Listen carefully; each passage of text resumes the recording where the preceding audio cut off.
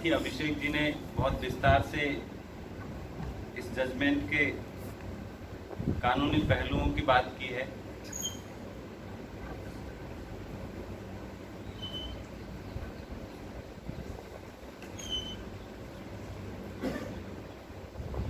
मैं जहाँ से देखता हूँ, जो आप लोगों ने आज का विषय भी बनाया है, कि ये फैसला कुछ खास उद्देश्यों से एक ऐसे समय में लाया गया है जब पूरे देश में वंचितों की एकता निर्मित हो रही थी।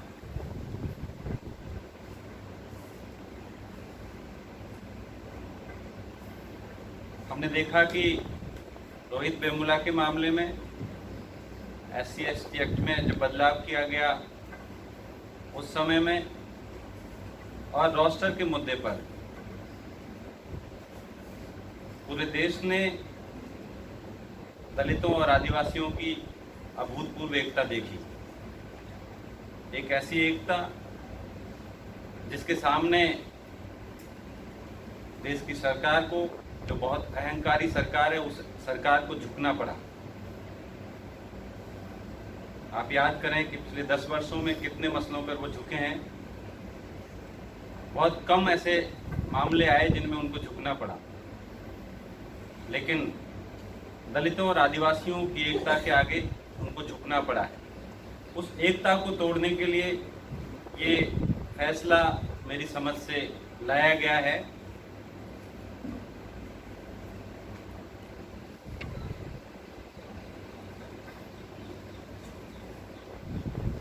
कई लोग फैसले की बहुत तारीफ कर रहे हैं, लेकिन जो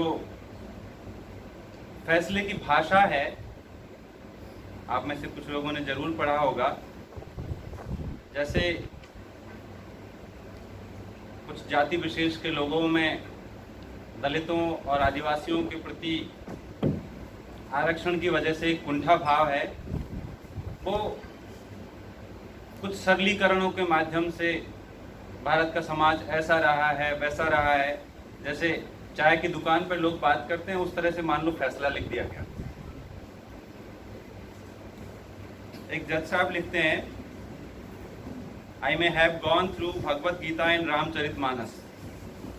आरक्षण पर फैसला है, लेकिन कोट करें भगवत गीता और Ramcharitmanas. According to my limited understanding the scriptures, especially the Gita, I am the firm view that the primitive India there was no existence of any caste system. Rather, there was a categorization of the people according to their profession, talent, qualities and nature. ये एक ऐसी बात है जो हम लगातार सुनते आते हैं।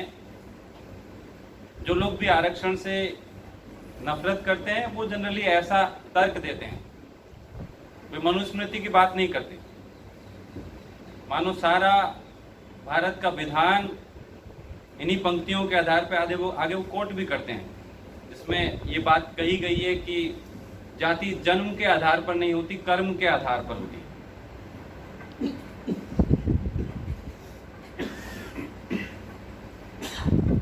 और आगे वो लिखते हैं, बाद में क्या हुआ, later children of Brahmin started calling themselves as Brahmins irrespective of whether they possesses the corresponding qualities or not. Similarly, the children of other varnas also adopted the varna of their father, ignoring their own nature, talent or qualities. मानो शूद्रों ने अपनी खुशी से, अपनी इच्छा से ये स्वीकार किया, हम तो शूद्र है, क्योंकि हमारे अंदर यही क्वालिटी, हम तो सफाई कर सकते हैं। एक सुप्रीम कोर्ट की जजमेंट में जिसमें 7 जज है, एक जज के कोई पूर्वाग्रह हो सकते हैं, 2 जजों के पूर्वाग्रह हो सकते हैं, 7 जज बैठ करके इस तरह का फैसला लिख रहे हैं और उनको कुछ भी असहज महसूस नहीं हो रहा।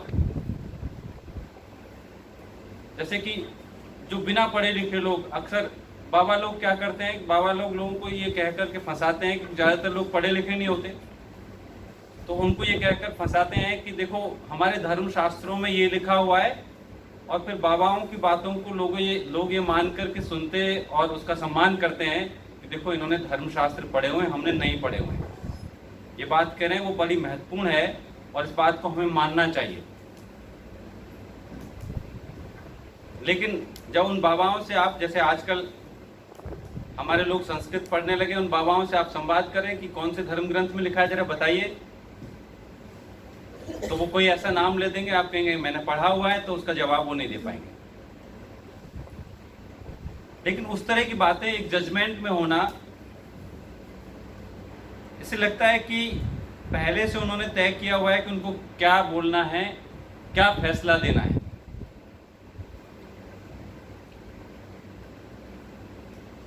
मामला आरक्षण और उसके वर्गीकरण के बारे में है, लेकिन पूरा का पूरा ध्यान जजमेंट का इस बात पर है कि कैसे दलितों और आदिवासियों को एक रूप समूह मानने से इनकार किया जाए। वो मैं समझता हूं कि अभी जिस बात की सबसे ज्यादा जरूरत है, और कभी भी आरक्षण पर बात हो या वंचितों के बारे में बात हो, तो इसकी सबसे ज्यादा जरूरत है कि इस देश की सरकार, इस देश के लोग ये स्वीकार करें कि उनके पुरखों ने, वंचितों के पुरखों के साथ में हजारों वर्षों तक जातियां की है और इन जातियों के लिए वो शर्मिंदा हैं। आरक्षण पर बात कर रहे हैं, जाति व्यवस्था पर, वर्ण व्यवस्था पर बात कर रहे हैं, तो मेरे ख्याल से बातचीत की शुरुआत यहां से होनी चाहिए। जैसे जस्टिस मार्कंडेय काटजू के एक जजमेंट में इस तरह की बात आई कि इस भारत के वास्तविक मूल निवासी कौन है और उनके साथ में कैसा बर्ताव किया जा रहा है। ये बात अटपटी लग सकती है कि भाई क्यों उनको ये माफी मांगने की जरूरत है, क्यों इस बात का जिक्र करने की जरूरत है। मेरे ख्याल से जिक्र करने की जरूरत है ताकि स्वीकार करें और महसूस करें। और ऐसा पहली बार नहीं होगा दुनिया के इतिहास में। ऑस्ट्रेलिया में ऐसा हो चुका है। ऑस्ट्रेलिया के मूल निवासी एबोरिजिनल्स, उनके साथ बाहर से आए हुए लोगों ने करीब 2 सदियों तक बहुत जातियां की, और जब वहां के मूल निवासियों ने इस बात को लेकर के लगातार आंदोलन किया, सवाल उठाए, तो अंततः ऑस्ट्रेलिया की संसद में वहां के प्रधानमंत्री को एक पब्लिक अपोलॉजी, सार्वजनिक माफी मांगनी पड़ी। तो पहले ये करना चाहिए कि हमारी चुनी हुई सरकार को, इन न्यायाधीशों को और पूरे मीडिया को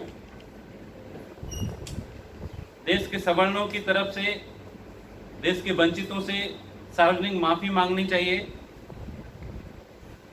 माफी के लिए जो टेक्स्ट होगा वो हम लोगों से ड्राफ्ट करवा सकते हैं, खुद ड्राफ्ट कर सकते हैं, और नहीं तो जो ऑस्ट्रेलिया की पार्लियामेंट में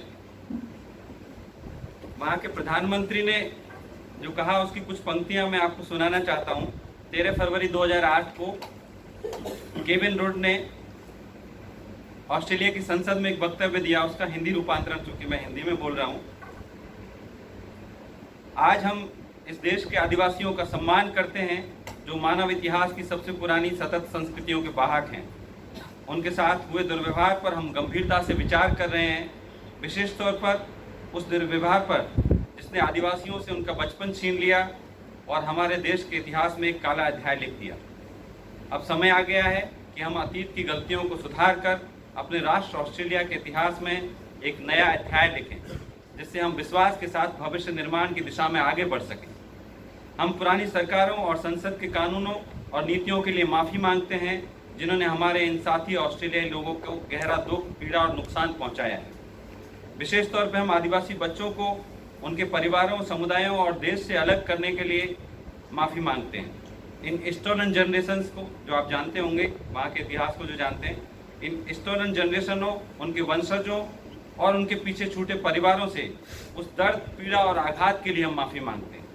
उनके परिवारों और समुदायों से अलग करने के लिए हम तमाम माँओं, पिताओं, भाइयों और बहनों से माफ़ी मांगते हैं। बेहतरीन संस्कृतियों और उनके धारकों के साथ अपमानजनक व्यवहार और उनको नीचा दिखाने के लिए हम माफ़ी मांगते हैं। यह ऑस्ट्रेलियाई संसद सविनय निवेदन करती है कि राष्ट्र के उपचार के एक हिस्से के रूप में इस माफ़ीनामे को उसी भावना के साथ स्वीकार किया जाए जिस भावना के साथ यह प्रस्तुत किया जा रहा है। इस महान महाद्वीप के सुनहरे भविष्य के लिए हम दिल से एक नया अध्याय लिखने के लिए तैयार हैं। अतीत की गलतियों को स्वीकार करना और सभी ऑस्ट्रेलियाइयों को गले लगाना इस दिशा में पहला कदम है। आज ये संसद फैसला करती है कि हम ऐसा भविष्य बनाएंगे जिसमें फिर कभी ऐसा अन्याय नहीं होगा, कभी भी नहीं। स्टोलन जनरेशन से मैं एक प्रधानमंत्री के रूप में माफ़ी चाहता हूँ, ऑस्ट्रेलिया की सरकार की ओर से माफ़ी चाहता हूँ और ऑस्ट्रेलिया की संसद की ओर से माफ़ी चाहता हूँ। मेरे ख्याल से हम सबको प्रस्ताव भेजना चाहिए सरकार के पास में कि पहले आप देश के दलितों और आदिवासियों से उनके साथ हुए अन्याय और उत्पीड़न के लिए सार्वजनिक माफ़ी मांगिए, और साथ में उन जज साहिबान के पास भी जो दलितों और आदिवासियों का इतिहास सिर्फ इतना जानते हैं कि वो उनको एक आर्थिक समूह के रूप में सिर्फ देखते हैं। पूरे जजमेंट से लगता है कि उनको कोई आर्थिक समूह के रूप में देखा जा रहा है, जबकि आप जानते हैं कि आरक्षण की व्यवस्था आर्थिक आधार पर नहीं दी गई, ये व्यवस्था सामाजिक और सांस्कृतिक आधार पर लागू की गई। ये गरीबी हटाओ कार्यक्रम नहीं है, ये प्रतिनिधित्व के लिए है, रिप्रेजेंटेशन के लिए है। तो इसके व्यापक अध्ययन की आवश्यकता है, और मेरे ख्याल से जब हम इसका व्यापक अध्ययन करेंगे तो दो पहलू सामने आएंगे। एक कि अफर्मेटिव एक्शन की बहुत सारी नीतियां हो सकती है, उनमें से आरक्षण एक नीति है, लेकिन इससे निश्चित तौर पर वंचित समूहों का भला हुआ है, उनकी स्थिति सुधरी है, यानी ये अपने उद्देश्य में सफल रहा है। तो इस पहलू का विस्तार ये हो सकता है कि चूंकि इससे वंचित समूहों का भला हुआ है, ये अपने लक्ष्य में, अपने उद्देश्यों में सफल रहा है। इसका इसलिए निजी क्षेत्र में, जहाँ की ज़्यादातर नौकरियां अब चली जा रही हैं, निजी क्षेत्र लगातार बहुत तेजी से आगे बढ़ रहा है और सरकारी क्षेत्र संकुचित होता चला जा रहा है। तो निजी क्षेत्र में इसका विस्तार करने की आवश्यकता है। दूसरा, निश्चित तौर पर जो पीछे छूट गए हैं उन पर विचार करना है, उनको कैसे साथ में लाया जाए, उनको कैसे आगे लाया जाए, इस पर सबसे पहले भीतर से मंथन शुरू होना चाहिए। इस पे बात करनी पड़ेगी, इस सवाल को आप इग्नोर नहीं कर सकते।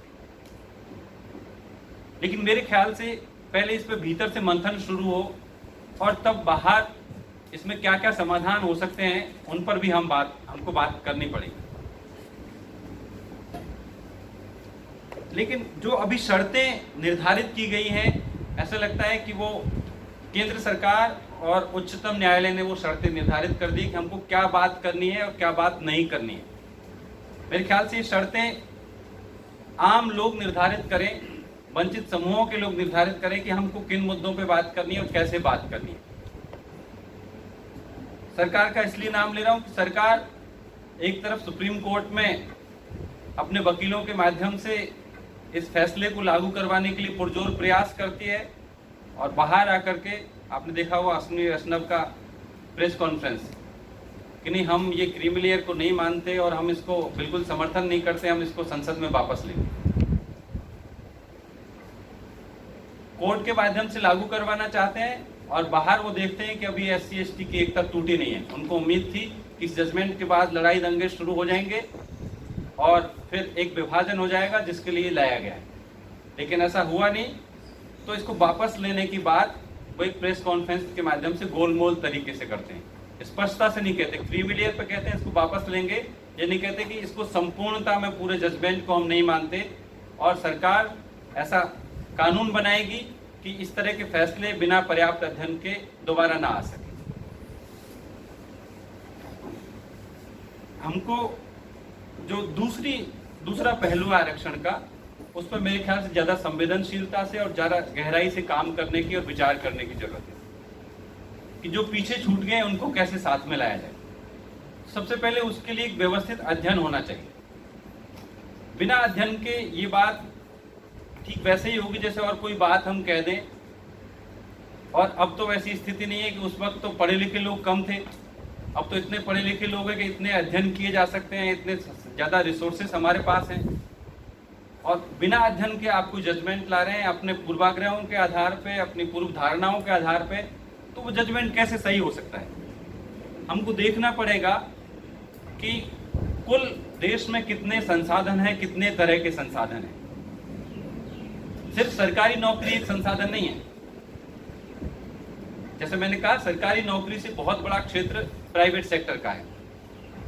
उसके साथ साथ में देश के तमाम उद्योगों पर किसका कब्जा है, देश की न्यायपालिका पर किसका कब्जा है, देश के मीडिया संस्थानों पर किसका कब्जा है, सब कुछ देखना पड़ेगा। और सब कुछ देखने के बाद भी मुमकिन है कि कुछ मामलों में ये निष्कर्ष सामने आए जो कि भाई हाँ, कुछ जातियों ने, कुछ समूहों ने ज्यादा लाभ लिया है, कुछ पीछे छूट गए हैं। तो जैसे हम रिसर्च करते वक्त जो परिणाम आएगा आएगा, फिर उसके बाद में हमको ये समाधान की तरफ बढ़ना है कि अब क्या समाधान हो सकता है। मैं कहूंगा कि इसके बाद भी ये परिणाम आता है कि हाँ, कुछ समुदायों ने ज्यादा लाभ लिया है, कुछ बहुत पीछे छूट गए, और पीछे छूट गए हैं ऐसा देखने से प्रतीत होता है बिना कोई व्यवस्थित अध्ययन के भी। तो उनको साथ कैसे लाया जाए, मेरी बात कोई मानेगा नहीं, लेकिन मैं अपनी तरफ से प्रस्तावित करना चाहता हूं कि बिना अध्ययन के अगर ईडब्ल्यूएस रिजर्वेशन लाया जा सकता है, जो मैं समझता हूं कि काफी कुछ असंवैधानिक ढंग का है, बिना व्यवस्थित अध्ययन का है, अगर बिना अध्ययन के ईडब्ल्यूएस रिजर्वेशन लाया जा सकता है तो जो पीछे छूट गए हैं उनके लिए अतिरिक्त और 10% आरक्षण की व्यवस्था की जा सकती है। जैसे हमने देखा ओबीसी रिजर्वेशन के वक्त में कि 27% रिजर्वेशन आया तो 56% सीटें बढ़ा दी गई। तो जो पीछे छूट गया है, फिलहाल उसके लिए हम ये व्यवस्था कर सकते हैं कि उनके लिए और अलग से रिजर्वेशन की व्यवस्था करें, क्योंकि अभी भी बहुत सारा ग्रे एरिया है जो पता नहीं चलता कि किसकी कितनी पॉपुलेशन है। जब तक जातिवार जनगणना नहीं होगी, संसाधनों का ठीक से अध्ययन नहीं होगा, तो अब जब 50% की सीमा टूट गई है तो 10% आरक्षण जो दलितों आदिवासियों में पीछे छूट गए उनके लिए भी लाया जा सकता है, या और भी बहुत तरीके हो सकते हैं। ये वो तरीके क्या हो सकते हैं, मेरे ख्याल से देश में इतने बुद्धिजीवी हैं, इतने बड़े बड़े संस्थान हैं, उन सब बुद्धिजीवियों की मदद लेकर के, जिसमें कि एक डाइवर्सिटी हो, जिसमें सुप्रीम कोर्ट जैसा स्ट्रक्चर ना हो बल्कि ज़्यादा लोकतांत्रिक समूह हो, वे आपस में बात करके और इस तरह का फैसला ला सकते हैं। और अभी हमको जो ध्यान केंद्रित करना है, मैं कह रहा हूँ उनकी शर्तों पे बात ना करके हम अपनी शर्तों पे बात करें, तो अभी ध्यान इस पे केंद्रित करना है कि निजी क्षेत्र में हम आरक्षण को कैसे लेकर के जाएंगे।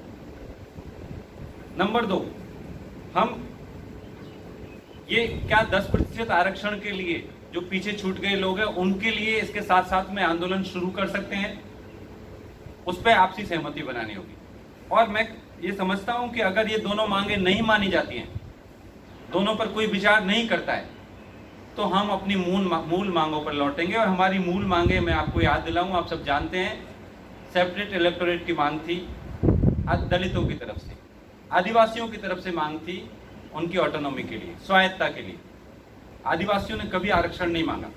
आप कॉन्स्टिट्यूएंट असेंबली डिबेट्स को पढ़ें, आरक्षण उनकी मांग नहीं है, उनकी स्वायत्ता उनकी मांग है। उनके अपने क्षेत्र हैं, उन क्षेत्रों को उनको सौंप दीजिए, क्योंकि आज जो देश की प्रगति, ट्रिलियन इकोनॉमी और क्या क्या बातें हो रही है, वो किसकी कीमत पे हो रही है?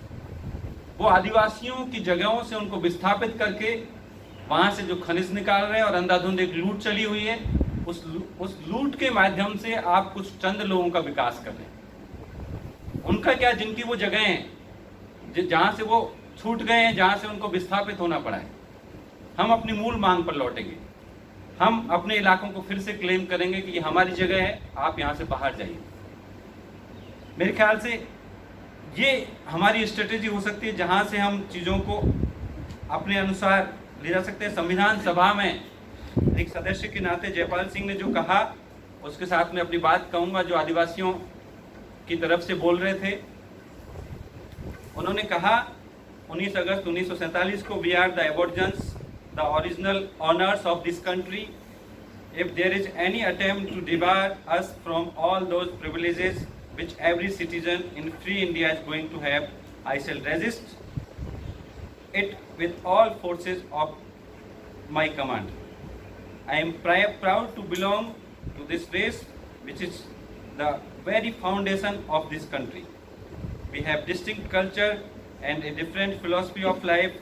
Our sense of right and wrong, of justice, of fair play is different from that of the people of the plains.